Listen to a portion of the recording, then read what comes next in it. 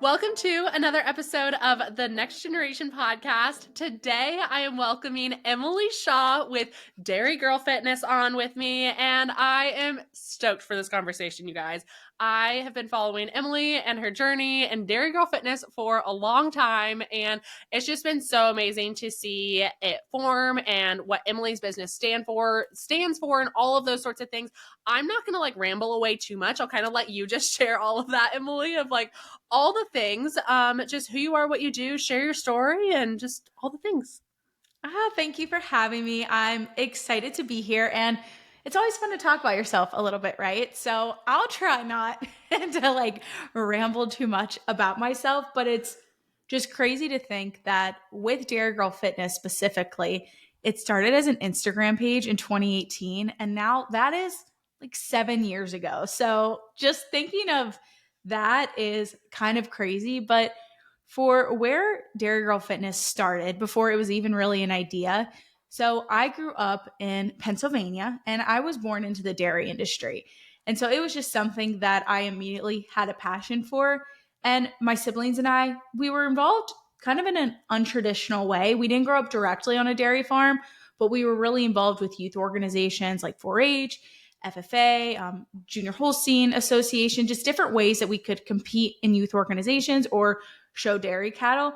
And then we had and still have families with operating dairy farms. So this allowed us to really get involved, but also have the flexibility to do other things. So while we were involved in dairy, 4-H, all of the things, we also played sports year round, my siblings and I. We went to a really small school. It's kind of like a humble brag. It's a weird brag, honestly, but our high school, we don't have the football team anymore, but it was the smallest public school in Pennsylvania with a football team. So I'm like, you think you went to a small school? No, I did. So I graduated with 35 kids in my senior class. So Wow. I don't know. I graduated with 32. So there we go. Same Okay, boat. we can relate. Same boat. Girl, we have places here in Kansas that have an entire school population of 10.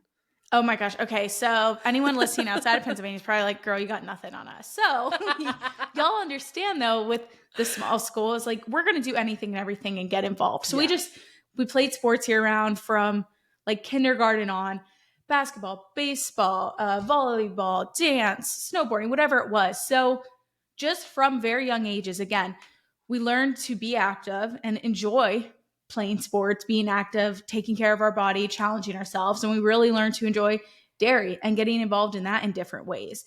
And those passions just continue to grow. And I went to Penn State then for college. Basically my entire family is Penn State. We grew up pretty close to it. And there I studied ag business management and dairy science. And the goal was always, what I thought afterwards was to get involved in dairy in some capacity within maybe marketing, dairy promotion. I always really just loved dairy promotion. I was never a dairy princess or anything like that, but I always loved the idea of getting to connect consumers to where their food was coming from and really showing the benefits of it. And that's also in college. I started weightlifting, and that then all kind of carried over once I graduated from Penn State in 2017. Because while I grew up in Pennsylvania, I was dating my now husband, and he grew up in Georgia. So after graduation, we had to figure out, what are we doing here? And so I moved to Georgia. His family has a dairy farm down in Georgia. And that's when my plans started to change a little bit. I realized I wasn't necessarily going to find this dream dairy promotion marketing job down in Georgia. Not because there's not dairy there just wasn't maybe as many opportunities available, as the dairy industry is just a little bit smaller in the Southeast. And this is when I started to just kind of land and take on random jobs. I was a credit analyst in a cubicle at a bank. I did subscription calls for a random dairy magazine. I worked at a feed mill. I had an internship with an animal health company.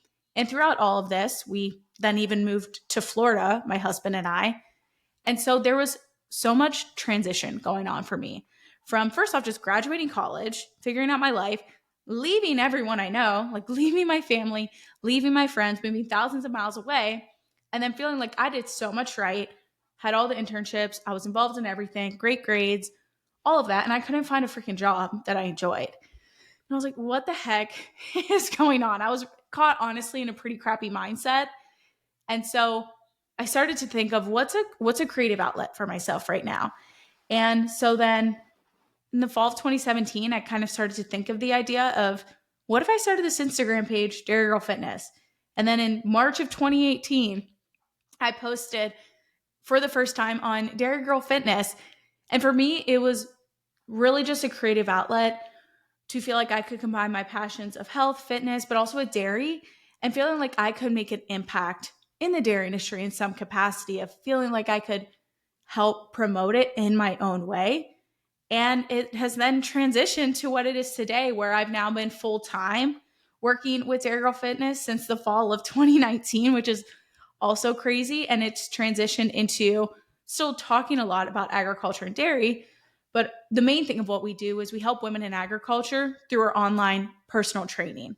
And that's kind of what it's turned into. So that's my long spiel of where I started and where my business has gone and where it came from. Yeah. Can you talk a little bit more just about like the evolution of Dairy Girl Mm-hmm. Fitness and all of the things like that, and just kind of going from a little bit of a creative outlet to now like the thing you do? Yeah, it is. It's fun to talk about, but it's also kind of crazy to talk about if you've maybe never started an online business, because I know, or any sort of business, but I know that when I had started Dairy Girl Fitness really just as an Instagram, I was like, how are these people, like, how is Instagram their job? Or how are they on the internet? And like, what do they do to make money? It just never really made sense to me. And then once you're in it, it's like, okay, there's a lot of different avenues to go with it. So when I started it, I did not have a job yet. And that's again when I was kind of in this like little wallowing self pity. But that summer then of when I started Dairy Girl Fitness, I started working at a dairy feed mill. And the people were great, but it was just long hours, little pay, like zero flexibility. And this is when I just started to take fitness, nutrition a little bit more seriously. And I wanted to start learning more about it. And so I actually then, through that, just started to realize, oh, like people are like making kind of a job out of this. People are like using Instagram and social media to make money. Like, how can I do this? And so that's when I started to lean a little bit more into like, hey, could I be a personal trainer? What could I do to monetize what I'm doing? And so in the spring of 2019, so about like a year into it, I finally became a certified personal trainer. I actually remember I had to I think I like had to take a day off of work, and I said I had a doctor's appointment, and I was like, actually I was going to take this certified personal training exam, and I didn't want to tell them that. So I think I had to take a day off of work to take this exam, but I took that exam, passed, so I was certified. So then I started to feel a little more confident and just like well qualified, created like a little workout guide. I started to create like some fun apparel. And at that time, it was a little bit easier, I would say, to like grow on social media. There just weren't as many people doing it then. And so my page just really started to grow, really started to form a really awesome community. And again, started to learn more about nutrition, training, weightlifting, like macronutrients, all of the things. And I realized, okay, if I eventually want to do this whole online personal training thing that I started to see more of, I need to know what the heck is going on. So I got my own online personal trainer in the summer of 2019. And that's also when the thing that made a huge difference, along with like investing in my actual health, I invested in an online business mentorship specifically geared towards people who wanted to start an online fitness training like business. And I basically like drained my savings to do this. I maxed out my credit card to do this course. It was 3 months, basically in the same time frame that I joined this online personal training team as well. And those were really the things that helped me realize I can monetize this. And I started to feel more confident with it.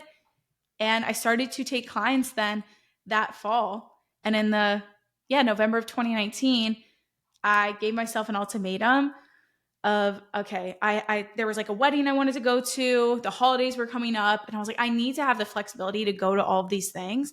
That's going to be my limit of like, this is kind of my do or die. And I didn't really give myself a plan B. I was like, I need X amount of clients to even just like make the minimum of what I'm making now. And if I don't make enough, I'll figure out something else. I'll pull up a part-time job. I will do something, but I was just so frustrated with the current job. I couldn't go home for Christmas the year before, and that broke me. And I was like, I'm either going to stay in this spot and keep complaining and be miserable, or I need to take the leap and do it.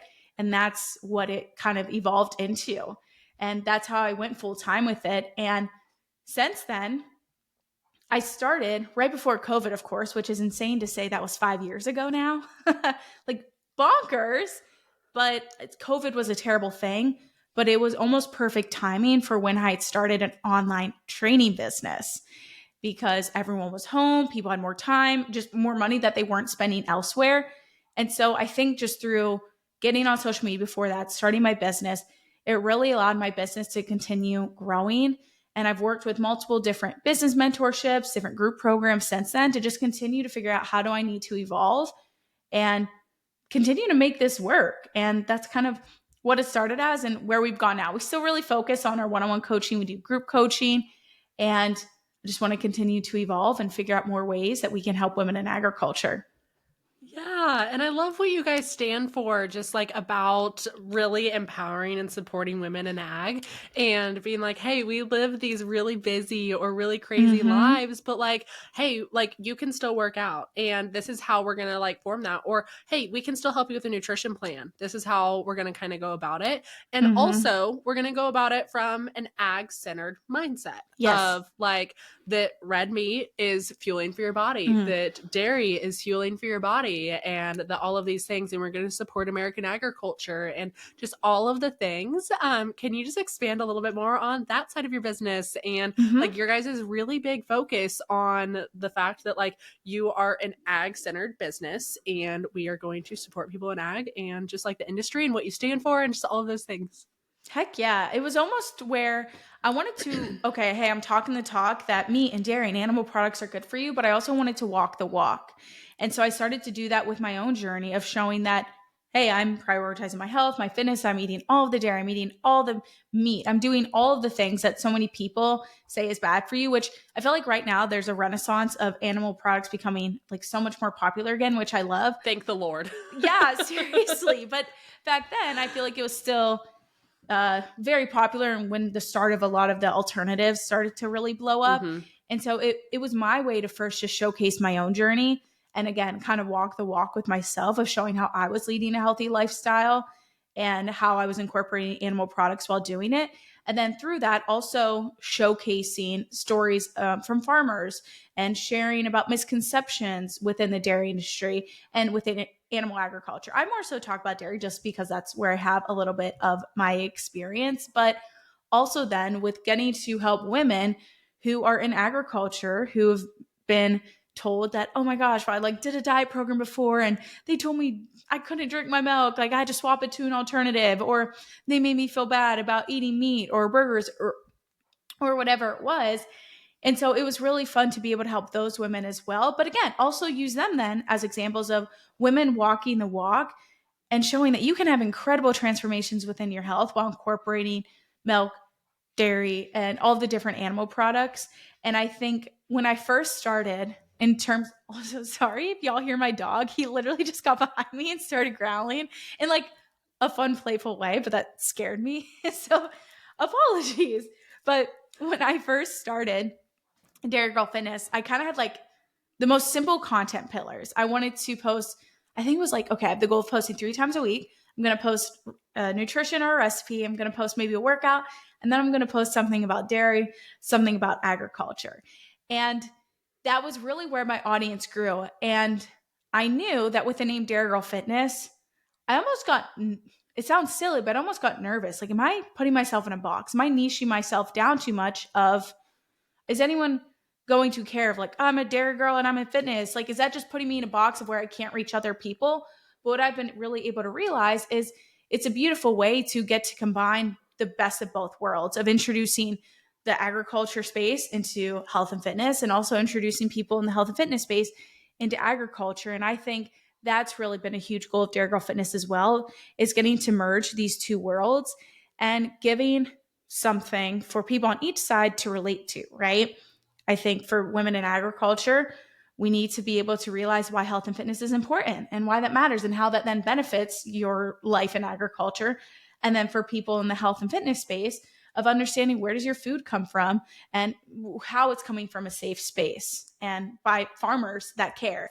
And so that's always, I think, been a focus for mine. I think, of course, my content has stayed similar in like the realm of what I've always talked about. It's maybe shifted and evolved a little bit, but those are always things that I still aim to focus on and why it's important to me. And I also think for anyone in agriculture, but we work with women specifically, I feel like there's always been such a narrative in agriculture that we're always last, right? Like the animals come first, the crops come first, the cows come first, the farm, like the family, the career, whatever it is, everything comes first. Farmers are always put last. Like our health, our happiness, our time, taking time off is just like taboo in the ag world. And I think more of our generation is continuing to shift that narrative. And I think it's just so important for women to continue realizing that you can't feel like garbage and then continue showing up for the things that you love in agriculture in a beneficial way. Yeah. Oh my gosh. I love everything that you just said there, but specifically that last part of like, you can't feel like garbage and feel like you're going to be able to show up in your best self to Mm-hmm. everything else that you have to show up to, whether that be like working on the operation, whether that be being a mom, whether that be being an entrepreneur or just a Mm-hmm. person advocating for agriculture. Like, if you feel like crap, you're not going to walk into a room like you own it. You're not going to walk Yeah. into a room and be confident in your skin and be happy with the way that like you look in a mirror or all of those other things that kind of come with like getting your nutrition and your health and just Mm-hmm. like overall fitness together and stuff like that. Have you kind of seen as like someone that is like in the nutrition and wellness and like workout space, but then also like within the ag industry, have you Mm-hmm. seen a lot of crossover of like people coming from like just a like they just want you for like your programs and they're not in agriculture and kind of like being able to welcome them into agriculture a little bit, or like maybe the opposite way of just maybe it's just a bunch of people from agriculture that you're Mm-hmm. now welcoming into the fitness world or stuff like that? What's kind of that development been like for you? Yeah, I would say a lot of the women that we work with are involved in agriculture in some way, but it's not always maybe in the most traditional ways. I would say Mm-hmm. it's almost like ag adjacent, right? That there's Yeah. a lot of women that maybe they're not directly involved in ag, but they're like, "Hey, I love meat and dairy. I love what you're talking about. Like, I want to work with you." And then there are Yeah. some women that we work with that are not involved in agriculture at all and maybe don't have any experience with it. And I think that's wonderful. And I think it's really fun to get to introduce them into it. I actually hosted it was my first retreat ever in Costa Rica back in August. And it was, there was 11 of us. And I would say like a good chunk of the ladies were agriculture, but then there were three women that like found me on TikTok and had zero tie like into agriculture and all. And it was so fun then to get them to bring them into it and tie them into different conversations. And so I would say a lot of the women that we do work with are in agriculture in some capacity. And even more heading into this year, I'm moving back to my husband's family dairy farm. So I think more of my content, my messaging will shift a little bit more like to speak directly to women in agriculture. But that is majority of who we've kind of been working with anyways, just as I think with my name being Dairy Girl Fitness and then posting a lot Yeah. of ag content, I feel like that's who we've just naturally kind of brought in. And I would say though with TikTok, even that's I'm also on TikTok and that has blown up some. That's also where we may get in a little bit of a different audience, which again I always love and welcome as well. Yeah. Oh my gosh. This is going to go live in March and people are probably going to be like, yeah, TikTok, that thing that got taken away Oh in my gosh, don't January. say Like, that. I know, I know. Ugh. it's fine. We're also going to have it downloaded on our phones and we're just going to be running on outdated versions of it and Literally, it'll be I'm not fine. letting the government take it away from me. They're not allowed to update. That's the thing. Like, as long as just TikTok just doesn't update, we're good. We're good. I'm Mm. not, yeah. Nope. Oh my Mm-mm-mm. gosh. Well, I love it. What I want to like kind of go a little bit more into just like health and wellness and nutrition and all like Yeah, the conversation about all of that fun stuff. What are you yeah. seeing right now? What like it's kind of we're recording this in late January, so like it's the Mm-hmm. new year, people like with the resolutions and the goals and like all of the stuff like that, but like this is going to go live in March. So what are you seeing right now? What are some like common things that people are battling or just I don't know. I want to hear it all. Yeah, I think I said it earlier, but I really do feel like right now there's kind of the renaissance for animal products, which I think it's so fun, but also, and again, we love that, of course, right? Like we're in agriculture, Hmm. we're in animal ag. We love to see the meat, the dairy, everyone incorporating more of that. But I also think it just goes to show and is a beautiful reminder for everyone as well that there's always going to be different trends with nutrition. And I think navigating that and realizing that your health, your nutrition, your fitness, it's not a fad, it's not a trend. You need to just find an approach that works for you sustainably and consistently. And that's really the goal that we try to focus on and aim for with our clients. But I would say, in terms of just some like trends, again, I think there are more people getting back to recognizing that, oh hey, like the basics work, the simple things work, and maybe that's why we're seeing more people like enjoy dairy again or eat more meat again. And I would say as well, and this is not a double-edged sword, but like the internet can be a lot of information, which can be helpful but also very overwhelming. But I think with more women feeling more empowered with their health, I'm seeing more women like understand the importance of fueling their body better. And I think, of course, there's still the really shitty fad diets out there and the really restrictive ones and the things that make women get caught in really bad relationships with food. But I do think I am seeing more women recognize that, like, hey, we're tired of feeling like crap. We're tired of feeling lethargic, insecure. We're tired of feeling like we always have to restrict and have this really terrible relationship with food. And maybe it's just because it's like the space that I'm in and it's the audience that I've created for myself. But I do feel like I am seeing more people, more coaches, and more women realize that we don't need to eat like toddlers. We don't need to eat rabbit food. We need to fuel our body well and eating enough protein as well to do it. I do feel like I am seeing more women start to realize that, or at least have some awareness around it. Taking action on it, I would say, is a whole different ball game and the hardest part for most. But I feel like in terms of nutrition, there is more awareness being brought. And maybe it's just because I've, again, created a good algorithm for myself and like removed people who talk about stupid diets. But I feel like I see less of the crazy, like MLM, like Optavia type of diets on my feeds anymore. And I still see it every now and then, but I feel like maybe a little less and less it's there. So I feel like Yeah. I can say this. I feel like we're going in a decent direction. And also in terms of just overall like exercise and training, I feel like we are seeing more women start to just maybe strength train and like allow themselves to take up space in the gym and allowing themselves to find movement that they enjoy and like not be embarrassed about it. There's so many forms of exercise and they're all great. And it can feel like a little overwhelming, I think, for women navigating that. But we love to focus on strength training because muscle mass is so important. Strength is important, especially in agriculture. It's very labor intensive. And so I do just think I'm seeing more women uh navigate towards that and start to hopefully maybe focus a little bit more on like strong over skinny. And again, it's still there. There's always going to be diet culture. There's always going to be the different fads, but I feel like on my side, that's what I'm seeing more of. Yeah, no, absolutely. I love all of that and agree with it so much that I genuinely like, as a person that cares about their health and nutrition and fitness and all of that stuff. I feel like Mhm. maybe my algorithm is also Okay, yeah, just we've like curated it. feeding me all the things I want to see. But I feel like there's really that push towards whole, nutritious food Mhm. and like all of that stuff and really just like fueling our bodies and letting raw animal proteins be a really big factor in that. Yeah. You mentioned it earlier, but it's still something that I feel like everyone deals with no matter what phase of life they're in, getting enough protein in and kind Mhm. of what that looks like and just the importance of that.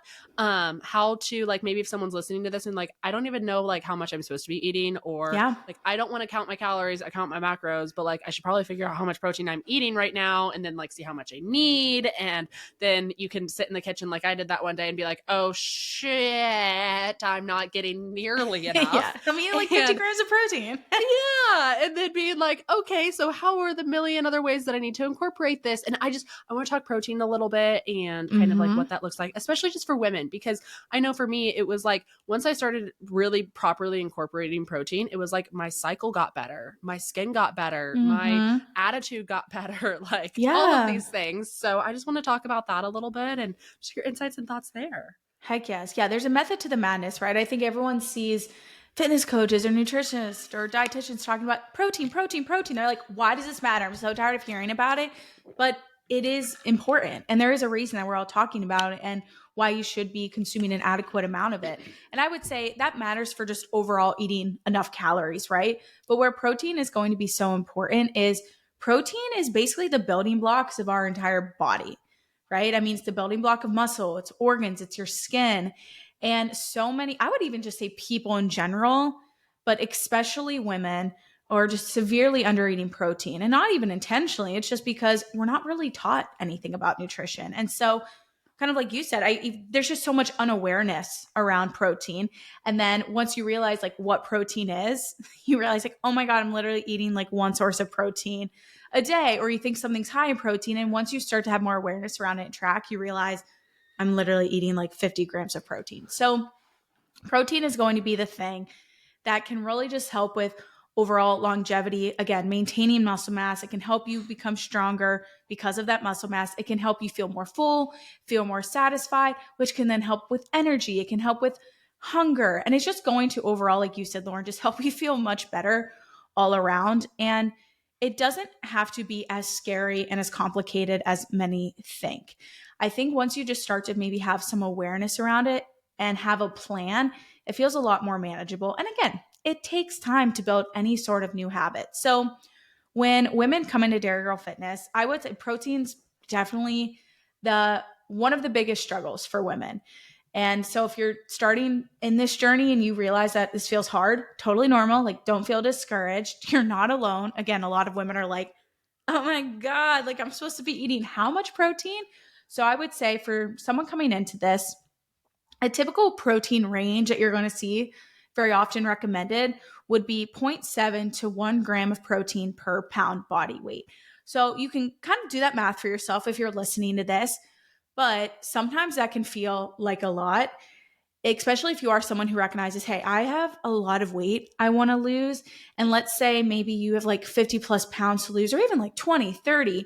And then you're going on like, do I need to be eating a gram of protein for like how much I weigh now? That would feel like 200 grams or like however much that is.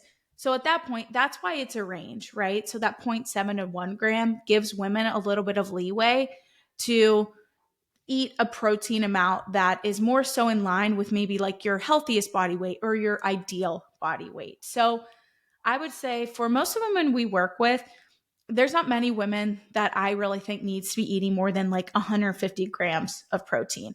And you might hear that number and be like, holy crap, that's even a lot. Like, Emily, that's impossible. So to start, meet yourself where you're at. We have a lot of women coming into Dairy Girl Fitness. Maybe they're eating 80, 90 grams of protein. And then it's like, okay, eventually, maybe we'd like to get up to 140 grams per day. But maybe we're going to start with aiming for 100 grams, 110 grams. And then just gradually continuing to increase can be a very sustainable and much less overwhelming way of figuring out what does eating more protein look like for you. And so just a few tips to incorporate more protein into your day and make it feel less overwhelming is making sure you have a protein source in every single meal. And if you feel overwhelmed, like, okay, what's a protein source? You could Google it, right? There's going to be so many recommendations out there, but a lot of dairy options. Meat is going to be a great option, eggs. And there's a lot of other different sources, but it can feel overwhelming if I try to list them all out. So trying to get a protein source into all three of your meals, making sure you're just eating those consistent like 3 meals through the day.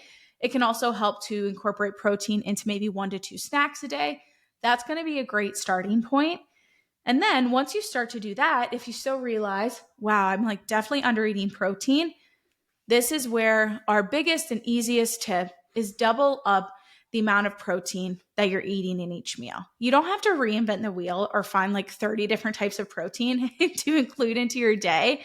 But if you realize, okay, I'm eating a chicken breast at lunch, I need more protein, eat 2. If you're eating ground beef at dinner, you need more protein, eat more ground beef, right? It does not have to be anything of where you're reinventing the wheel, but those are going to be 2 easy tips of really getting started. And again, especially incorporating some protein into your breakfast. That's an area that I would say not just women, but probably like most Americans lack getting enough protein in. That's where dairy can really come into play. eggs. You could even include some like bacon in there. And then once you feel like you just have those foundational habits, this is where tracking your nutrition in some capacity can be really, really helpful. So when I talk about tracking, it could be like tracking your calories, which is probably what most women are familiar with, but also starting to track what does your protein intake look like can be very helpful to just give you an idea of where that falls.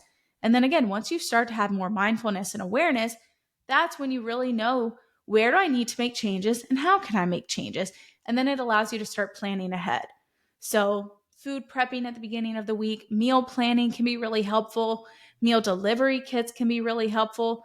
I would say all of those are going to be some solid places to start. And I feel like I've a billion more things I could say, but I don't want it to be overwhelming. And those are going to be some great starting points on really getting started, I would say. I love what you said about like allowing yourself to evaluate what you're doing and where you Mm-hmm. want to be and like all of those certain things because I think that that's where everything starts is like for 1 week just kind of lightly track like you don't even have to Mm-hmm. track like the calories of the meals or anything just what are you eating Yes. when are you snacking when are you getting hungry what are you eating for all of the meals and then you can look back in a week and be like okay on Monday I only ate like a protein shake for breakfast and like that was it. And then I got really hungry at 11 o'clock. So I ate my lunch then. And then by like 2:30 or 3 o'clock came around and I was ready for a second lunch. And so I had a Mm-hmm. snack. And then like that's where like, and then I had a junk food snack and then I got lethargic and like just kind of take a week to track all of that and just be like it don't change anything and just be Yeah. mindful of what is making you feel certain ways and then I think that that's a good starting point for a lot of people of like Mm-hmm. like you said you don't have to reinvent the wheel it does not have Yeah. to be some grand gesture you don't have to like go through your like entire pantry and throw everything in the trash and you're only going to do this and that and like it doesn't have to be anything crazy and I think that's where a lot of people get that paralysis of like they think that it has to be this grand ordeal of like they're going to calorie track and they're going to cut it in like cut their current consumption in half and they're going to like do Mm-hmm. this or do that or they're like all of these certain things and if that works for you and you have like found a diet or something like just a lifestyle that works for you I'm so happy for you but for some Yeah. people like that they're going to look at that and they're going to be like oh my gosh, that's overwhelming and like that's a million things to do and stuff. And like it doesn't have to be. It can be those baby steps and those baby steps towards like finding what works for you and just being mindful after your meals. Like, how do I feel? Am I Mm-hmm. energized? Am I lethargic? And I think that like that's a good place to start for a lot of people to just be like, okay, we're just going to sit down, we're going to evaluate, and we'll go from there. Because I think once you start evaluating, then you're like hyper aware of like, Yeah. okay, this food makes me feel that way. I don't want to feel that way. So I'm not going to eat it. like, Exactly. I think so many women have just learned to settle for feeling like crap all the time, maybe without even realized they don't feel mhm. their best, but they've just gotten so used to feeling lethargic or feeling hungry all the time or crashing into cravings and just having terrible digestion and feeling weak in the gym, right? That is just something that they've been dealing with for so long that they're like, this is just how I am. This is just kind of part of it. But when in reality, once you just start to sit down and evaluate things, you realize, oh my gosh, I can actually feel a whole lot better. And what you said as well, again, that awareness is key because I think so many of us try to go into it winging it. We're like, I'm going to be healthier this week. And it's like, what does that actually mean? If you're not tracking anything in any capacity or really understand what you're working towards, it's going to be really hard to actually understand what you're trying to achieve and how you're going to achieve that. It's actually something I'm hosting a challenge right now with some women in agriculture, and that's a huge thing that we're talking about is you can't make changes if you don't know what needs to be changed. So just really sitting down, understanding what does your current life look like, what does your current habits look like, and then understanding what are then the specific goals you want to work towards and how are you going to work towards those can be so helpful in just allowing you to feel more confident in how you're going to approach that and not feel like you constantly have to wing it, because that's where so many women just feel frustrated and then throw in the towel because they don't not actually understand what they're doing or why they're doing it. Yeah, no, absolutely. And I think like a big thing as well on all of that is that it doesn't have to be like, if you are at your ideal weight, if you Mhm. are like if you feel good in your body, like great. But like for me, it was, I'm at my ideal weight. I don't want to lose any weight. If anything, I should probably put on some muscle mass. Mhm. But for me, it was, I want to feel good with my food. I Yeah. want to like eat something and feel good after I eat it. I don't want to have digestion issues. I want to feel energized. I want to feel satiated and not hungry an hour later and stuff like that. And that's where it started for me, of like really Mhm. figuring things out there. And then, you know, you start down the rabbit hole and then you nosedive really, really Yep. quickly. And then all of a sudden, like there's no processed foods in our house. And I'm like, well, we got here really quickly.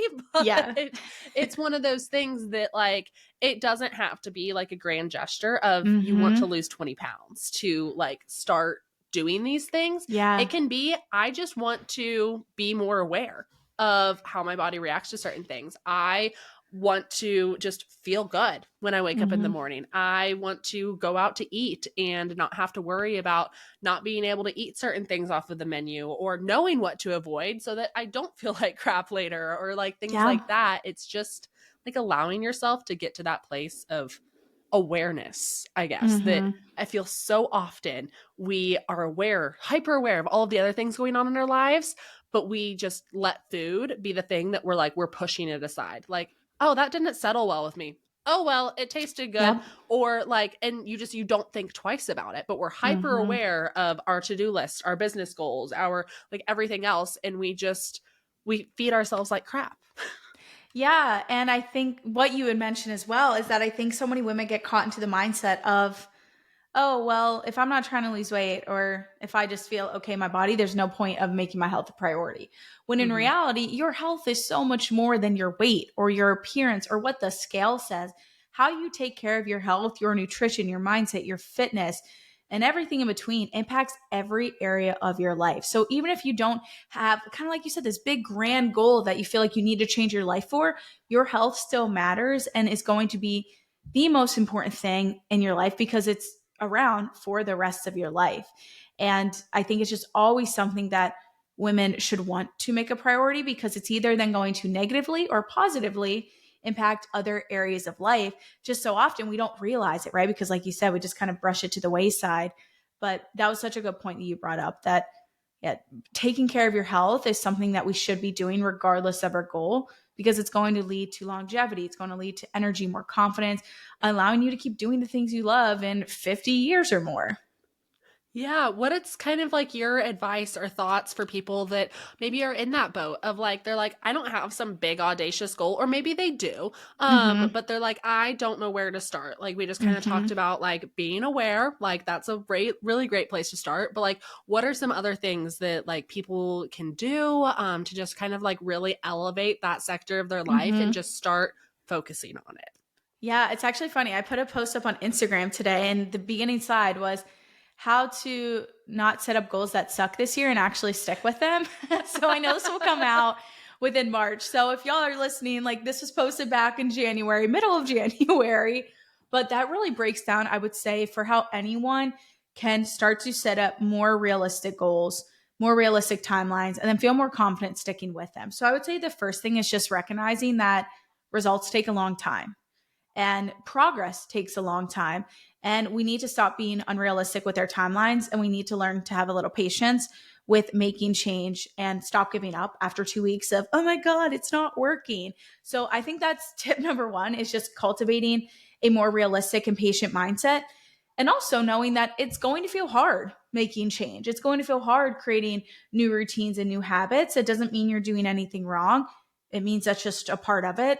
And I think we need to learn to like embrace that, right? Because once things start to feel hard, it can feel scary. And it's like, oh, I must be doing something wrong. I'm just going to stop doing that. And then they kind of like run away and stop doing it. So, first step is just cultivating the right mindset. And then I think the next two would kind of tie together, but it's just setting up, I would say, better goals. And what I mean by that is goals that are more realistic and more manageable for you. And honestly, just smaller.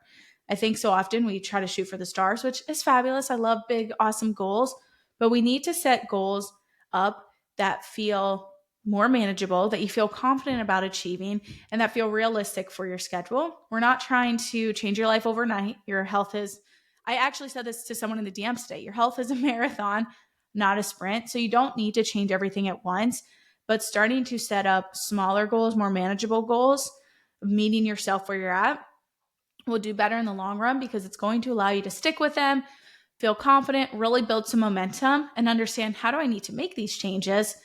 And then you can continue building upon those and start to make bigger changes after those are set up. So it's like building that foundation first. And then I would say, within setting up new habits, it's making sure you are finding ways to make these new habits easier to create, right? Like you want to create less resistance in your life to try to create your new habits. And with the crappy things that you're trying to stop doing or get rid of, asking yourself and finding ways to make that more difficult. So, a great example is everyone's always like, I want to eat healthier. It's like, okay, first off, let's get more specific. What does that mean? And how can we make that easier to achieve? Maybe it's meal prepping. Maybe it's buying easy to eat protein sources. It's getting a meal delivery kit or pre-chopped veggies, like whatever it may be. Those are ways to make something easier. And if you're someone who hits the snooze a lot and that's something you're trying to get rid of, which it's me, it's literally always been me, like trying to make that bad goal or that bad habit harder would be setting my phone away from the bed. So I have to get out of bed before I hit the snooze button. So I would say those are a few ways to start to create just more realistic goals and habits. And another really important one is start to learn how to focus on the non-scale victories. It was something we kind of talked about a few minutes ago, but learn to start celebrating your health and your progress in ways outside of just the scale or your appearance. And it's going to become a lot more enjoyable. And you're really going to start to realize that your health has so many different faces than just the scale, or again, the appearance or the way that your clothes fit. Start really looking at your energy, your relationship to food, your confidence, your sleep, your libido, your mood, like how you're showing up to work, how you're showing up in your workouts, right? There's so many different ways that health blossoms into our life in a really beautiful way. Or even like, what is the example you're leading for your kids now? And really starting to learn how to focus on these non-scale victories can make it so much more enjoyable when it feels like, oh, the scale's like not moving where I want it to go. It's like, yeah, but look at all these other things that you're really able to focus on and celebrate, because we're not always able to control the outcome or how our body reacts, but we always are able to control our actions and our habits. And those are the things that you want to start measuring and celebrating, because those are the things you have direct control over. And it really allows you to focus on something that you can take then full responsibility for. Oh, I love all of that, every single bit of it. And that's actually where I was going to go next and ask you a question based off of that, because that's like how I lead my life. Like we have a scale in our bathroom and my husband uses it pretty often. Yeah. Just like he's a curious person and he just weighs himself pretty often. And it's just a habit that he has. But like for me, I haven't stepped on the scale and I could not tell you how long. Yeah. And for me, it's like where's my energy at? How's my sleep? I have a wearable. I have an Oura ring. Oh, and nice. so I'm hyper aware of a lot of those sorts of things and stuff. So it's like, okay, how is food making me feel? And for me, I have like a really sensitive stomach and like a lot of digestion issues and stuff. So it was like, okay, what foods are triggering that? What foods are like making me feel really great? What foods are making me feel like dog doo-doo?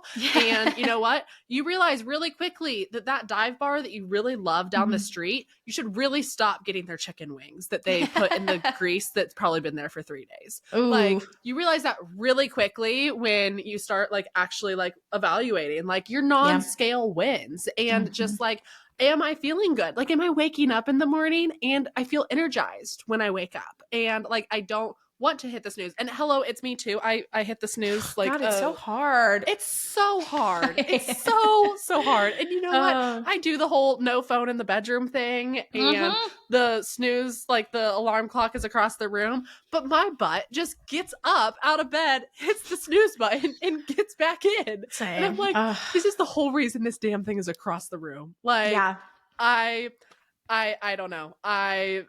We're getting there. You know, that is a goal and a habit that hopefully when this comes out in March, I can tell everyone listening to this that I am on the up and up. But where I was going with that is just like those non-scale victories of Yep. how you are feeling, how you're leading your life, and just like, because like you said, nutrition and health and wellness is so much more than just food and working out. Like Mm-hmm. it is the building blocks for your entire life. It is the building blocks of how you're going to show up to your business, how you're going to show up to your relationships, how you're going to show up to just like be a person in Yeah. society. Like if you aren't happy one day, and like hangry is real, like if your body needs food, it's probably going to be pissed at you. Yep. And so like go feed it, and all of the things like that of just like really just allowing yourself to look at victories outside of the weight that you are on the scale or the size that your pants are, and let yourself be like, you know what, I feel good today. Like Yeah. I feel energized. I feel like I feel good. And I think that I hope that our society is going in a way that's more that direction of Mm-hmm. feeling good in your body. Like it doesn't Yeah. matter what you look like or what the scale says, but is if do you feel good? Like are Mm-hmm. all those things that we have talked about, sleep, energy, like all the things, do you feel good about those? And if you do, then awesome. Like that's a win. Yeah. You don't need to reinvent the wheel. You're doing great. And if you're not, then okay, let's evaluate that. Let's break it all down and let's see how food is playing into this, because food is literally like the basis for everything that we do. Yep. And when you figure that out and you really allow yourself to like evaluate that of like, okay, the way that I'm feeding myself is the way that I'm showing up, and I can't like let this be the thing that I'm pushing off, and I need to let this be the thing that is the foundation, and a foundation that I am taking care of, and not just like a 1980s farmhouse foundation that's cracked and falling apart at the seams, but a foundation that like you're nurturing as well. Exactly. I think agriculture is just so labor intensive, and we're so willing to make sure that the crops, the animals, whatever project it is, like every input is managed in the best way possible. I mean, my husband's a dairy nutritionist, right? So like he feeds cows. And the dairy farmers are always tweaking those diets to make sure that they're going to be healthy, comfortable, and producing a high quality product. But then when it comes to ourselves, it's like so taboo to think about, why would I care about my nutrition or what I'm doing for my sleep or my mindset, my habits, my training? It's like, all right, we need to continue to cultivate that mindset for ourselves, because we're our greatest asset. Like the cows, the animals, the crops, whatever it is, they're not like, hopefully, I mean, they're around for a long time, but you are going to be the like thing that you have to take care of for the rest of your life, no matter what happens. And how you take care of yourself now is then going to impact that. Yeah, and I think it's one of those things that so often we allow ourselves to like push it off for so long that until it becomes an issue. Like until Yeah. we have like high cholesterol or blood pressure issues, or until we have like God forbid like a stroke or a heart attack, Yeah. or like a other like we're dealing with a society right now that is just having so many health problems, whether it be like chronic illnesses or like all of these things. And we're allowing ourselves to get to that point of breaking before we Mm-hmm. start to fix ourselves. Yep. And I think that if we start feeding ourselves well early on rather than letting something get Mm-hmm. broke and then fixing it, it's like changing the oil on your car. Like you're Yeah. going to go change the oil on your car when it needs done, and not like when the engine blows up. Like once Yep. the engine blows up, then what's the point in changing the oil type of thing, right? Then it's a lot Exactly. more work that you got to put in then. And so just really fueling yourself now as Mm-hmm. a proactive measure in your health rather than a reactive measure when you get Yeah. told by the doctor, like, hey, you got to figure your crap out. Otherwise, you're going to be on my operating table with a heart transplant in 3 months. Like things like that, rather Exactly. than just waiting until that time. Yeah. And it can be hard to make yourself a priority. And you may be listening or telling yourself, well, this is just how I was raised. Like I didn't have a good example growing up. And that may be true. But now you have the power to be the example for the next generation or for your children, for your family, right? You now have the opportunity to help your kids lead healthier lives, to lead by example. And I'll do a question box every now and then on my stories. And I had a woman reach out just asking like, hey, how would you approach like weight loss in children? And it's not an area that I'm an expertise in, but basically like my advice that I felt qualified to give was just, we lead by example, right? Everyone's going to potentially respond more to what your actions are than what you are actually saying. So maybe we didn't have the best examples growing up, but now you get to show your kids, your family, what does healthy eating look like? What does making yourself a priority look like? And how much better does that make you feel? So then the next generation can have a healthier relationship with themselves and even with a work-life balance. Yeah. Oh, I love all of that of just like you can be the one. Like you Yep. can be the one that Yeah. changes it. You can be the one in your family that just says like, "You know what? No more. No more on any of this." And like this is how we're going to start cooking and you know what? It's uncomfortable sometimes to start like cooking outside of your comfort zone or even if Yeah. like you're not a person that knows how to cook, you didn't grow up in a family that cooked a lot or you just didn't like it is a skill that you have to have like Mm-hmm. to form and shape and mold and stuff. But luckily, like for me, I grew up in a family that baked and cooked. So I feel like I have those foundational knowledges and stuff. And it's Yeah. getting outside of your comfort zone with that stuff sometimes of like, okay, how can we make these really simple ingredients Mm-hmm. taste really good? Yeah. And like taking it from just being like chicken and rice and steamed broccoli to like a really, really what feels like a gourmet meal and Mm-hmm. a meal that is nutritious and whole and really good and fueling for your body, but like also tastes really good. Because I think Yep. that's the reality of it is so often we compromise like either compromising taste and like short-term satisfaction for that or it's compromising convenience and Mm-hmm. we compromise those two things so often when it comes to our health that it's really easy to just get stuck on that slippery slope of I don't have time to cook so we're just going to go out to eat tonight or I don't have time to do this or all of those things and I think that's where it comes that planning portion that we talked about earlier comes in of like okay look at your schedule this week if you know that you have back to back to back meetings then go get that salad kit from Walmart and just throw it in Yeah. your fridge that way you can just go grab it get that rotisserie chicken get those things prepped so that like they're there and they're available for you when you know that evidently like life is going to get busy and kids have sports and all of these things that way like you have that thing to fall back on that way when life gets busy you're not like scrambling trying to figure out what to do then because I guarantee you like I know I'm guilty of it all the time like if I Yeah. get busy the first thing I do is like I'm not cooking tonight let's go out like Yep. that's and it ends up taking like the exact same amount of time most of the time and it's just that's like one of the first things that a lot of people tend to sacrifice on Mm-hmm. just their health and wellness in that aspect. I know. And I feel like I'm not spoiled, but I'm not a mom yet. So well, by the time this airs, I will be 30. So it's like, okay, I know I have more time or maybe more flexibility than a lot, but I am going to become a mom and a parent in June. And so I am then going to fully understand what it means to like, okay, you thought you were busy before. What does being busy now mean?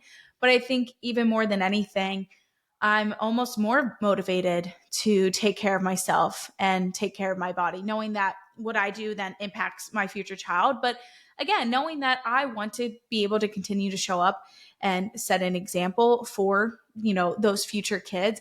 And I think just also finding something to motivate you within can also allow you to show up and just find things that you care about and like what you want to continue showing up for. But yeah, don't be afraid to lean on convenience either. Again, it's something, and I know not maybe everyone's within a space to be able to do that, but if it's spending a few extra dollars for the rotisserie chicken or the prepped veggies or like getting a meal kit, using your resources to help you make your health a priority, I think is always going to be something that is absolutely worth it. And even on my page, whether it's on my Instagram or if TikTok is still around, I always aim to post at least one recipe a week, and they're always going to be high protein. And I try to keep them really simple. I've been posting a lot of crock pot recipes recently. So even finding creators that post pretty simple recipes, you're always going to be able to, I think, find plenty of those. And again, my page could be a place to start. And there's way more out there that it's kind of their whole dedication is to posting these simple, healthy recipes. So it doesn't have to be anything extravagant or crazy, but like you said, Lauren, finding ways to jazz it up a little bit with some fun flavoring, fun seasonings, fun dressings, or marinades. It can be as simple as that and really making a once like boring meal feel a little more exciting. Yeah, and I think that like this if you take anything away from this podcast, it's like just be excited about your health and your Yeah, wellness you and your get to food. do Like this. You get to. You have a body that you get to nourish, that you get to push to its limits in a workout. Like, it's a body that, like, we have for the rest of our lives. And so, Yeah. like, I hope that you fuel it well, and I hope that you respond to it when it's talking to you. And because once you become in tune, like, start getting in tune with your body, like, it is crazy, Yeah. like, the amount that, like, your body talks to you and, like, Yep. will communicate, like, yes or no on certain things. And it's just, there is a million things that we could talk about in this podcast, but I know that we can't talk forever. And I hope that everyone listening to this is, like, running over to Emily's page and they're going to give her a follow, or throwing a DM out her way and just Yeah. being like, hey, I have this question, or like all of these things, because it's something that we can be excited about. And I think that health and wellness and just fueling our body is something that I hope that every single person listening to this just took one snippet from this and was like, you know what, that's something I'm going to implement in my life. I'm going to go do this, or I'm going to go do that, or at the very least, I'm going to go follow Emily, because apparently she has some good recipes that she posts every once in a while. Yes. So My husband likes all of them, so I don't often post anything that he wouldn't enjoy. If you're concerned about, will my family like this? Well, exactly. I have tried a few of her recipes, you guys. They are, like, Lauren approved. I know that might not mean a Yay. lot, but I give them the check. All right. Heck yeah. And the crockpot recipes are really easy too, Yes. which we love in this family. Well, Emily, as we start to round out this podcast, I want to hear what your one piece of advice is that you would like to leave for the next generation of agriculture. Ooh. Yeah, I knew this was coming, and it's like, okay, I want to leave something good, knowing that also I'm about to have my own next generation of agriculture popping out in June. But I think more than anything, and it was something that I grew up with and what I needed to hear, is just knowing that there's always a place for you in agriculture, and you can make an impact and get involved in an untraditional way and still, again, be very important, valued part of agriculture. I think we're all continuing to realize that it's a smaller and smaller portion of the population that is involved in agriculture, and even smaller amount that's directly on farms and ranches. But that doesn't mean you can't still stay involved in agriculture in a different way. And again, a little bit of a unique, untraditional way. I think we all need to make sure that we're welcoming in people who want to get involved, even if maybe they grew up outside of agriculture. So aim to be inclusive in agriculture, ask the questions, and welcome people in when they have the questions. It's already a shrinking industry, and we want to be able to help it continue to thrive. And I think knowing that finding your unique approach to it is always going to be valuable. And again, allowing others in who maybe didn't grow up in it like you had the opportunity to.